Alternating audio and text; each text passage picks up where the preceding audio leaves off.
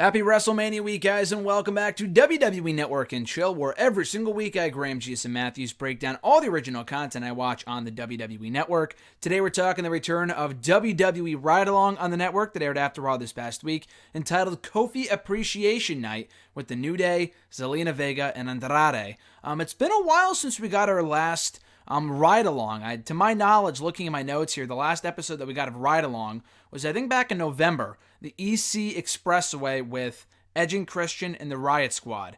This episode was filmed right after Elimination Chamber back in February, the night of the event. The New Day actually decorated the inside of their car, Biggie and Xavier Woods did, because they thought Kofi Kingston was winning the WWE Championship that night inside the Elimination Chamber match itself in the main event.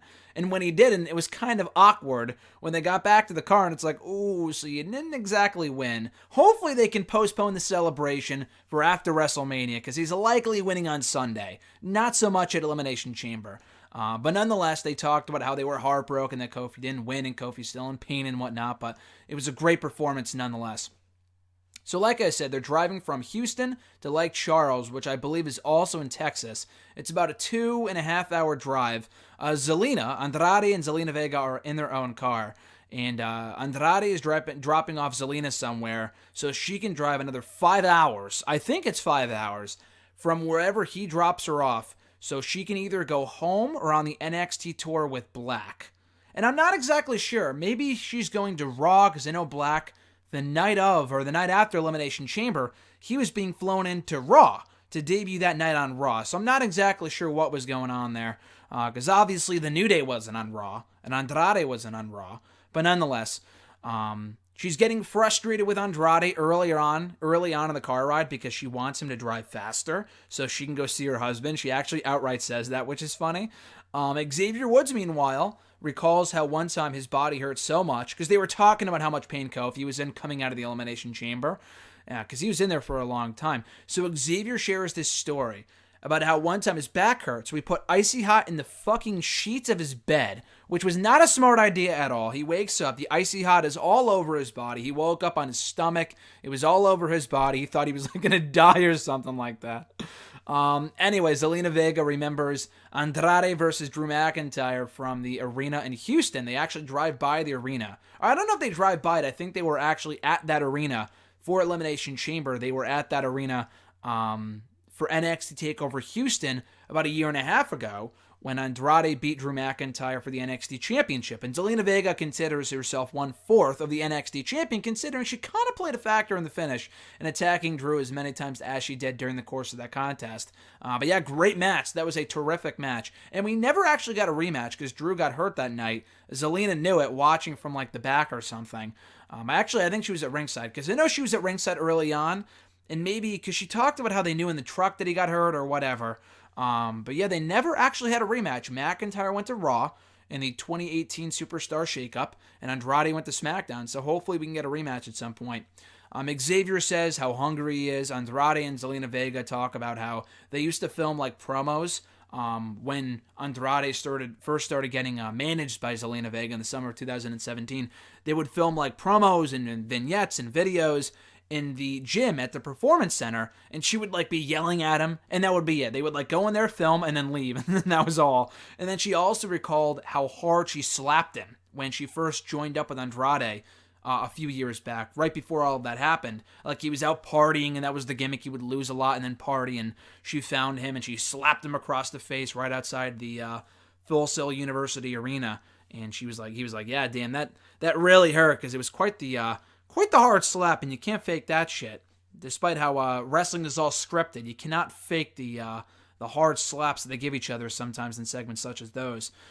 Big E, the New Day is goofing off so much over the course of this car ride that Big E almost drives off the road, and they get great footage of it too. I mean, it's kind of hard to make out, but I'm almost positive they're not paying attention to the point where Big E almost drove off the road. So we almost had a death here on Ride Along. This would have been an entirely different special altogether if they kept goofing off and were not paying attention. But that's how much fun they were having here. Zelina Vega talked about getting a call from The Rock many years ago after being in pursuit of getting to WWE for like 8 years. It wasn't working out. She had to try out for Spider-Man. I think probably Homecoming. Maybe one of the original movies, but Homecoming... No, Homecoming I don't think would make sense. Because Homecoming was filmed maybe back in 2015, 2016. Or maybe it does, I don't know, because it was filmed in New York, obviously. At least I believe so, because the movie takes place in New York. And she started filming for Fighting With My Family, which came right after all of this, because Rock gave her a call, said, hey, I'm making a movie, I want you to star in it, no need to try out. You got the role as AJ Lee's the Divas Champion, which was kind of cool. And she played the role to perfection. I talked all about it, cheap plug, in my Fighting With My Family review a few months back here on the channel, so check that out. She cried after getting the phone call from The Rock, and she disclosed that here. So anyway, it was probably Homecoming, is what I'm getting at here. It was probably Homecoming that she tried out for, which is pretty cool, because I did not know that. So then Zelina asks Andrade, do you miss being La Sombra, who is who he was before he came to WWE, before he became Andrade Sin Almas? He was La Sombra over in Mexico and Japan. And he says, and it's kind of hard to understand him because he doesn't really speak great English, though he does say, I don't really miss being La Sombra as much as I do miss my mask. Like, miss wearing my mask all the time. And she asks him why. Because you're a good-looking guy, like, you don't really need the mask. And he says, well, I used to wear that thing around Mexico all the time. At all points of the day, I was wearing that mask. So he kind of misses that part of the La Sombra character, not really so much being La Sombra as much as he does being masked in Mexico, like, constantly. Big E and Kofi talk about video games they're playing at the moment, stuff they're looking forward to. Big E says that he's playing the career mode in NBA 2K at the moment. I know nothing about video games aside from the WWE games. And then Kofi says he's looking forward to Mortal Kombat. And they made a comment about Ronda Rousey's costume and Elimination Chamber, her attire, which was based off of Mortal Kombat, a character she's going to be voicing in the upcoming game. And then Vega, as a great transition from that, talks about the various costumes that she's donned over the years. The Mortal Kombat costumes, the costume from Pokemon that Andrade did too, I think for Halloween, either this past year or the year before that. A lot of different costumes. Zelina Vega is into a ton of different things. So if you love that stuff, then you're going to love these costumes. Then they play Slanguage Dictionary, Andrade and Vega do. Like various words, like what does this mean in, what does this mean in Spanish, and try to translate this for me, so they go back and forth with that. The New Day recall their last ride-along that ended with Big E having syrup poured all over his groin area, his legs, I believe. He was like pouring syrup all over a stack of pancakes. It was a fucking mess. I think I talked about it here on the show. If it was aired last year, then I definitely reviewed it here for Network and Chill, so go back and check that out. The New Day then sing a bunch of classic themes from Mark Marrow, Jeff Jarrett, NWO Wolfpack, D'Lo Brown, who had a fucking banger of a theme. Let's all talk about that for a second. D'Lo Brown was great, but his theme song was awesome. You're messing with the real deal now, or whatever the fucking lyrics were. He had an awesome entrance theme back in the day, and I really wish we could hear that one more time, whether it be in the Rumble or on like a random episode of Raw, like the same way we heard like Scotty 2 Hottie's music that one time on Raw back in like 2011 when Grandmaster Sex A came back. I want the same thing to happen with D'Lo Brown, regardless of how few fans actually remember D'Lo Brown. Just to hear that song one more time would be worth it alone. I'll put that right out there. Anyway, Vega tells Andrade, hey, stop telling me to relax. Because women hate that. I can tell you that from experience. Women hate to be told to relax. And Andrade does that a lot over the course of this episode.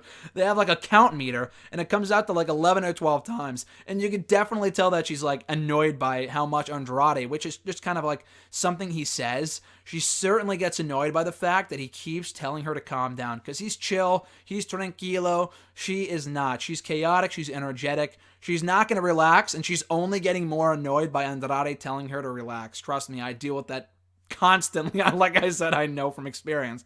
Hopefully Alexis is not listening to this.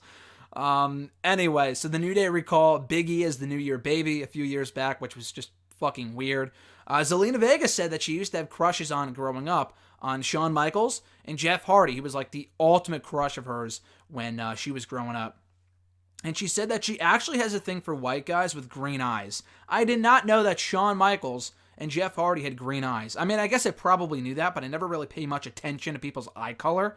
But yeah, and I guess Aleister Black, who she's with now, which they mentioned her husband in the first half of the episode. They didn't say that it was Aleister Black until now.